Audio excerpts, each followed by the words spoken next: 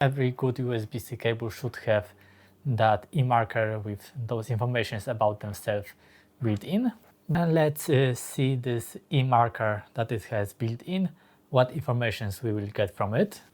I have a tester that I can use to read this eMarker informations from any cable, if the cable has it, because not every USB-C cable has that information.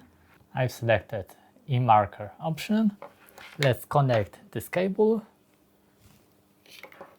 to the input and let's see what we will see.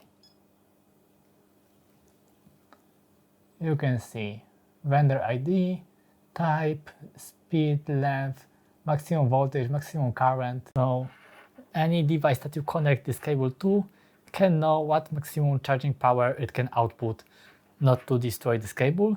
They can read that 50 volts, 5 amps for this cable is okay. It supports it. The chargers or power supplies can give that much power to this cable. So a good thing, every good USB-C cable should have that eMarker with those informations about themselves built in.